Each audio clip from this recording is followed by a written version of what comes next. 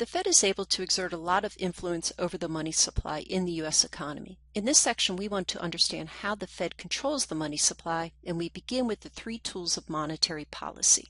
The first tool, which is also the most commonly employed tool, is what is known as open market operations. Open market operations is when the Fed buys and sells U.S. government bonds on the open market.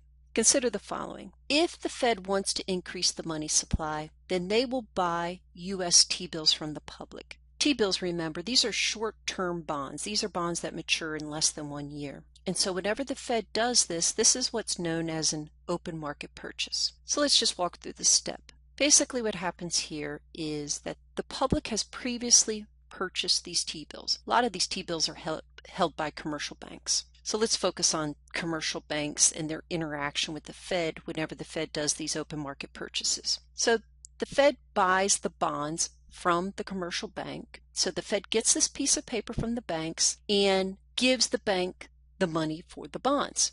And by doing so, what it has done is it's injecting money into the economy. The Fed is introducing money that was not previously in circulation into the economy. And what they do is they put that money into the commercial bank's reserves at the Fed. So the Fed increases the monetary base whenever they buy bonds. Now that the banks have more money available to them, they can make more loans, and the multiplier process begins, and as a result, we have an increase in the monetary growth rate. If the Fed wants to decrease the money supply, they'll take some of those bonds that they currently have in their own portfolio, and they'll sell them back to the banks. They'll sell them back to the public. And this is what we call an open market sale. So what will happen is the Fed will sell this piece of paper, this bond, to the banks. And whenever the banks pay for that bond, the Fed will remove that money from the economy. Do this transaction by decreasing the bank's reserves that are held at the Fed. In other words, they decrease the monetary base. What this means is that banks now have less money available for loans. This is going to slow down the process of loan creation, and as a result, it's going to decrease the monetary growth rate. Now, whenever the Fed engages in open market operations, that is the buying and selling of government bonds, there's another advantage. They're going to affect the interest rate. And to see how, let's take a look at a bond market. And we'll start here by considering an open market purchase. What we have here is a perfectly inelastic supply of bonds. So remember, these were previously issued bonds, so there's a fixed number of bonds available for sale out in the market. Here's your demand for bonds, and currently the price of a bond would be determined where the supply and demand intersect. So here's your initial price of a bond. Now, when the Fed conducts open market purchases, they're buying hundreds of millions of dollars worth of bonds at a time. So there's going to be this there's going to be an increase in the demand for bonds. When the demand for bonds increases, you're going to have an increase in the price of the bonds. So the price of the bond will increase. And we know that there's an inverse relationship between bond prices and interest rates. When the price of the bond goes up, the interest rate on the bond goes down. When interest rates fall, that's going to encourage more investment. And more investment will lead to further stimulation of the aggregate demand curve. It will shift further to the right. Now, we can go through a similar analysis if we consider an open market sale. With an open market sale, remember that the Fed is going to be selling a lot of bonds. And so all of a sudden, this person who was once this big player in the bond market has reduced their taste for bonds. What this is going to do is imply that there's a decrease in the demand for bonds. So there's a decrease in the demand for bonds, which is going to drive the price of bonds down. So when the price of bonds falls, we know that this means that the return on any bond, or the interest rate, will rise. Of course, higher interest rates is going to affect the economy because at higher interest rates, there is going to be less investment, and that suggests that there will be less aggregate spending in the economy. So the aggregate demand curve will shift to the left.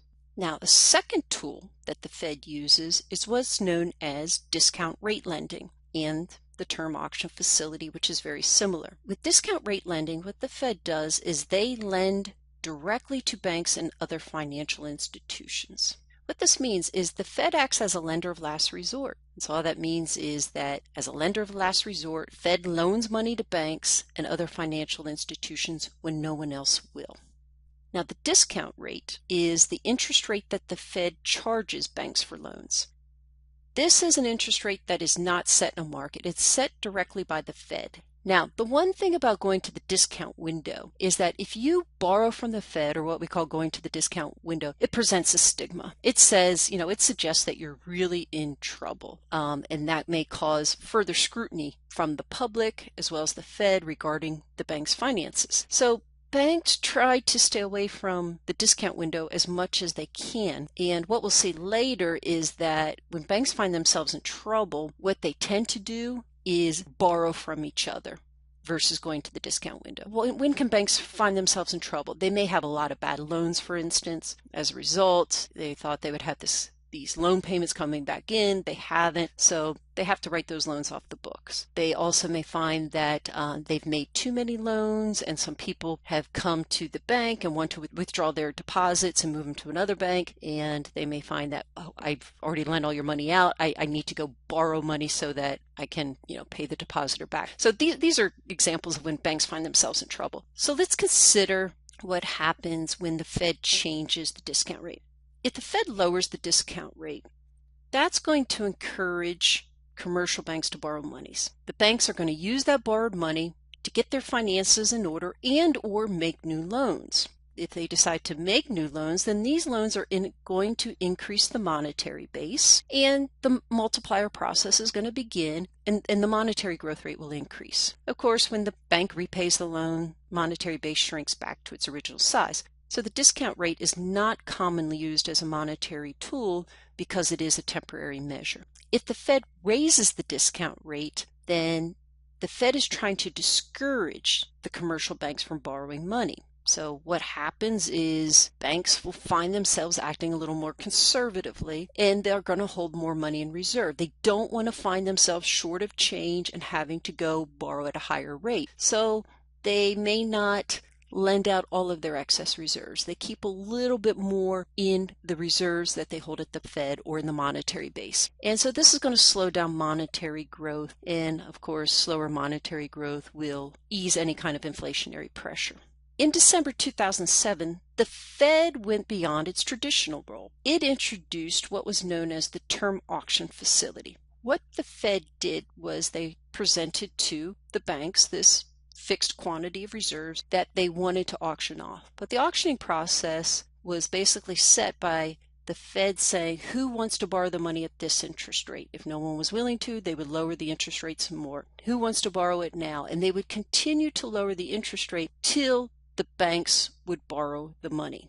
The Fed stressed that there would not be any stigma from the term auction facility. So this was something new that they did. Again, the Fed was just trying to get money into the economy to stimulate it, to get us out of this financial crisis that we hit back in 2007. So this was, something very new, something very different, and it was used to create more liquidity in the market. There were several of these auctions, and the last one was held in March 2010. Now, the third major tool that the Fed uses to control the money supply is changing the minimum reserve requirement and paying interest on any reserves held by banks at the Fed. So under a required reserve, the Fed requires that a portion of deposits that banks hold must be held as reserve. So if the Fed wants to stimulate monetary growth, what they will do is they will lower the reserve requirement. So imagine the reserve requirement had been 10%. At 10%, the money multiplier would be equal to 10. And so any new dollar of excess reserves will change the money supply by $10. If you lower the reserve requirement from, let's say, 10% to 5%, the money multiplier will increase from 10 to 20. The lower reserve requirement will create excess reserves that the banks can loan. And if you couple that with the higher multiplier, the monetary growth rate will increase. If the Fed wants to lower the monetary growth, then what they would do is they would raise the reserve requirement. So they would raise it from a 10% requirement to, let's say, a 20% requirement. That would cause the money multiplier to fall to 5, which would reduce the amount of deposits that banks can loan, and that's going to lower the monetary growth. By putting in some minimum reserve requirement and then changing that reserve requirement, the Fed can affect the monetary growth rate. Another tool, though, that the Fed introduced back during the financial crisis was that the Fed began paying interest on any reserves that were held at the Fed. What the Fed does and can do is that it varies the rate of interest it pays on these reserves in order to achieve its monetary goals. So, for example, if the Fed reduces the interest rate on the reserves, then banks don't want to hold as many reserves with the Fed because the opportunity cost is they could have lent that money out. So as the Fed reduces the interest rates on reserves, banks will hold fewer reserves with the Fed. They will use that money to make loans. And once again, once the loans are made, the multiplier process starts and you have an increase in the monetary growth rate. If the Fed was concerned about inflation and they wanted to reduce the monetary growth rate, then they would encourage firms to hold more money on reserve with the Fed by raising the interest rate that they pay on those reserves. But there are a lot of difficulties that the Fed faces. The Fed only has direct control over the monetary base. And what it tries to do is it tries to use its control over the monetary base to influence M1 and M2. But the problem is, remember M1 and M2 are different measures of the money supply, is M1 and M2 can shrink or grow independently of what the Fed does. So in other words, the Fed's trying to increase the money supply by, lowering the discount rate, lowering the reserve requirement, doing open market purchases. All of this can increase the monetary base, but you can't force the banks to make loans to the people, nor can you force the people to go to the banks to get the loans. So the Fed can influence the monetary base, but they have a hard time influencing M1 and M2 directly. Aggregate demand can also shrink or grow for other reasons than changes in M1 and M2. So there could be other shocks to the economy. The Fed could be trying to, for instance, reel in inflation, but if government spending is increasing, then when the Fed's objective is to reduce aggregate demand, the increased government spending is increasing aggregate demand. And another problem is the Fed has the most influence over short-term interest rates, while investment is most affected by long-term interest rates. So another tool that the Fed introduced during the financial crisis is what is known as quantitative easing. Quantitative easing is when the Fed buys longer-term government bonds or securities. So instead of buying these T-bills, now the Fed is focusing on buying longer-term debt. Fed first introduced quantitative easing, or what's known as QE, in late 2008. And during this first round of quantitative easing, the Fed bought over $2 trillion worth of bank debt, mortgage-backed securities, and treasury notes. A second round of quantitative easing was introduced in November 2010. During this round of quantitative easing, the Fed bought $600 billion worth of U.S. securities. Now keep in mind, what the Fed's trying to do is take these securities, take ownership of these securities, and inject more money into the economy in the hopes of affecting longer-term interest rates, mortgage rates, long-term bond rates, and so on. But QE2 was not enough. In September 2012, QE3 was launched, and the Fed announced that it would launch this open-ended bond purchasing program of mortgage-backed securities. So this is sometimes referred to as QE infinity because, again, it was this open-ended deal. These purchases grew as high as $85 billion per month, and we still are in this QE3 phase. The question is, when will the tapering begin?